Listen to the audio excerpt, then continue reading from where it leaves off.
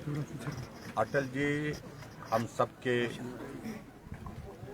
बहुत प्रिय रहे हैं और हिमाचल के लिए जिस प्रकार से उनका स्नेह, उनका आशीर्वाद रहा, प्रधानमंत्री रहते हुए भी और प्रधानमंत्री नहीं रहे तो भी हिमाचल के प्रति, हिमाचल के लोगों के प्रति उनका बहुत अपार स्नेह था। और देश के प्रधानमंत्री के नाते उन्होंने बहुत बेहतरीन कार्य किए। सर्वाधिक लोकप्रियता की दृष्टि से अपने उस कार्यकाल में वो रहे और प्रधानमंत्री के नाते और पार्टी के हमारे राष्ट्रीय नेता के नाते प्रखर वक्ता के रूप में उनकी एक अलग छवि थी, अलग पहचान थी।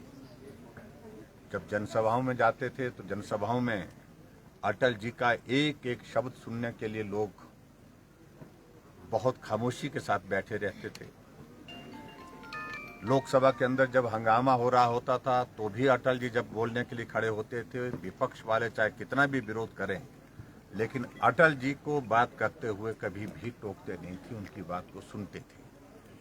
इस प्रकार का नेतृत्व और खासतौर से नेतृत्व के साथ एक कवि की छवि, उनकी जो उनकी छवि में उनकी सारी कामकाज में जो है वो चार चांद लगाती थी। और ऐसे में आज हमारे बीच में वो नहीं है। उनका एक बहुत बड़ा योगदान इस देश के लिए रहा। पोखरण में परमाणु बम का विस्फोट करके अमेरिका को चौंका दिया और उसके साथ साथ में उनने जब कारगिल का युद्ध हुआ तो अमेरिका प्रयास करता रहा कि पाकिस्तान के प्रधानमंत्री हमारे पाकिस्तान के ओर से हमारे सामने आग्रह है कि हम मध्यस्थता करें। हमने दो टूक शब्दों में कहा कि मध्यस्थता का सवाल ही पैदा नहीं होता, हमें कतई भी स्वीकार नहीं है जब तक हम कारगिल की धरती, जो भारत की धरती है, उस धरती से एक एक पाकिस्तानी घुसपैठिए को मार करके नहीं गिराएं, भगाएं नहीं, तब तक के लिए कोई वार्ता करने का सवाल ही पैदा नहीं होता।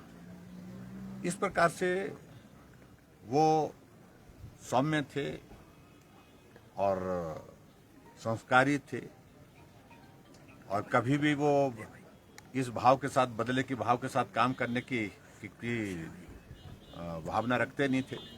लेकिन उसके बावजूद जब भारत के ऊपर इस प्रकार का कारगिल जैसा युद्ध जो है वो सामने आया पाकिस्तान की ओर, तो उसको मुंह तोड़ जवाब दिया।